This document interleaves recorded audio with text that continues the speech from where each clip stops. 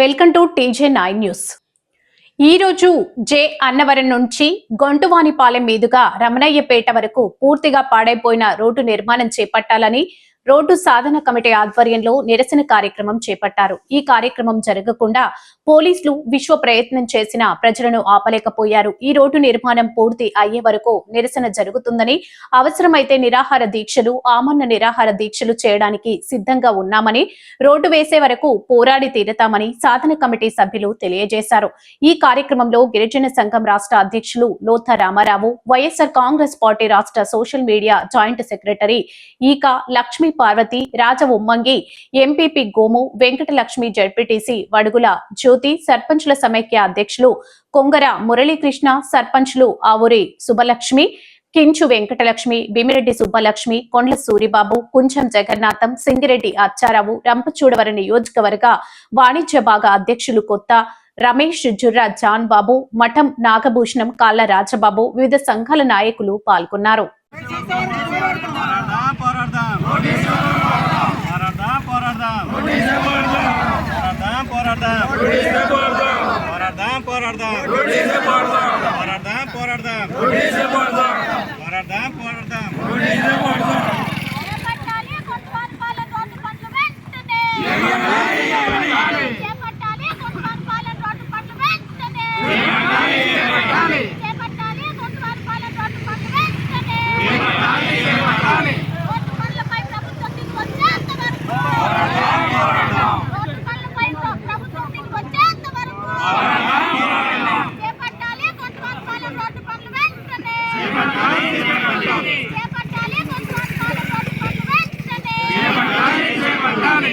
ఈరోజు ఇక్కడ 22వ తారీఖుని ఇలాగా ప్రజా ఉద్యమం, అదే రోడ్డు వేయాలని, గుంటవానిపాలెం రోడ్డు వేయాలని ఇక్కడ ముందు ప్రజలందరూ తెలిసి గతంలో ఇచ్చిన హామీల ప్రకారంగా ఇక్కడ రోడ్డు వేస్తానని లేదు కాబట్టి అందరం కూడా ఇక్కడికి వచ్చి ధర్నా చేయాలనే కార్యక్రమాన్ని మొదలుపెట్టాం. కానీ ఉదయం నుంచి మన ఈ ఏజెన్సీలో ఉన్న పోలీసులు, అలాగే మన ఏలస్వంలో ఉన్న పోలీసులు ఇక్కడ జనాల్ని, అలాగే ఇక్కడికి వచ్చిన వాళ్ళందరూ భయభ్రాంతులకు గురి చేసి కార్యక్రమాన్ని ఏదోలాగా అణిచివేసి కార్యక్రమం జరగకుండా ఆపాలని చూశారు. కానీ ప్రజలు అవన్నీ కూడా వ్యతిరేకించి అన్నింటిని కూడా తట్టుకుని కేసులు ఎట్టినా సరే పర్లేదని ఇంచుమించులంటే ఒక 100 మంది దాకా ఇక్కడికి వచ్చి కూర్చోవడం జరిగింది.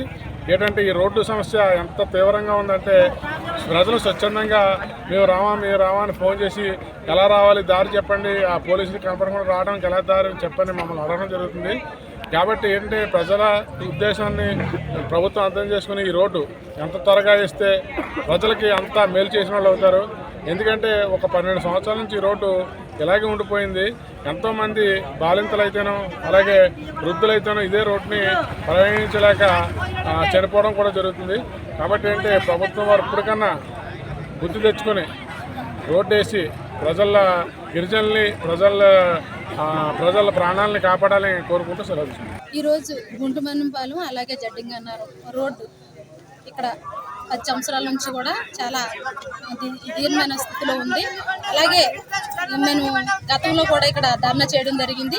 ధర్నాలో కూడా మేము ప్రజల కోసం ఈరోజు ఈ స్థితిలో ఉందని ప్రజల కోసం మేము ధర్నా చేసినప్పుడు మాకు పోలీసు వారు కూడా మాపై కేసులు పెట్టడం జరిగింది. అలాగే నిన్న పాడేరు దిశ మీటింగ్ కూడా వెళ్ళడం జరిగింది. కలెక్టర్ గారి దృష్టిలో కూడా పెట్టడం జరిగింది. సార్ మాకు గుంటువానిపాలెం రోడ్డు చాలా దీనమైన పరిస్థితిలో ఉంది, మాకు ఈ నిత్యావసర సరుకులు కానీ హెల్త్ పరంగా వెళ్ళడానికి చాలా ఇబ్బందిగా ఉందని కలెక్టర్ గారితో కూడా మనం చెప్పడం జరిగింది. సరేమ్మా నేను అది మాట్లాడతానని చెప్పడం జరిగింది. అయితే నేను కలెక్టర్ గారితో చెప్పాను, సార్ మేము ఎన్నిసార్లు ధర్నా చేసినప్పుడు కూడా అక్కడ మనకి తగిన సంబంధిత అధికారులు ఎటువంటి సమాచారం ఇవ్వలేకపోతున్నారు. రేపు కూడా మేము ధర్నా చేయడానికి అందరికీ కూడా పిలుపునివ్వడం జరిగింది అని కలెక్టర్ గారితో చెప్పడం జరిగింది. ఈరోజు ఏదైతే 22 తారీఖులో ఈరోజు పొద్దుటి నుంచి కూడా మాకు పోలీస్ డిపార్ట్మెంట్ ఎక్కడికెక్కడికే నిబంధనలు చేసేసి ఇక్కడికి ధర్నాకి రాకుండా చేయడం జరిగింది. అయినప్పుడు కూడా మేము ఇక్కడ భారీ స్థాయిలో కూడా జనాలు ఈ ఉద్యమానికి రావడానికి వచ్చారు. ఇక్కడికి అలా సక్సెస్ అయింది. ఈ ఒక్క రోజే కాకుండా మాకు ఈ గుంటువానిపాలెం రోడ్డు పూర్తి స్థాయిలో మాకు పూర్తి స్థాయిలో మాకు ఇక్కడ వర్క్ స్టార్ట్ చేస్తేనే తప్ప మేము ఈ ఉద్యమం వెనక్కి తీసుకోమని ఈరోజు అందరం కూడా ఈ రోజు కాకపోతే రేపా ఎల్లుండా అని అధికారులు మాకు ఏదైతే సమాచారం ఇస్తారని ఎదురు చూస్తూ ఇక్కడే మరి నిరాహార దీక్ష కూడా చేయడం జరుగుతుంది. మరి ఈ యొక్క మా యొక్క మద్దతు గుంటుపనిపాలెం రోడ్డు స్టార్ట్ చేయాలి, మాకు పూర్తి స్థాయిలో కంప్లీట్ చేసి మా ప్రజలకి న్యాయం చేయాలని కోరుకుంటున్నాం.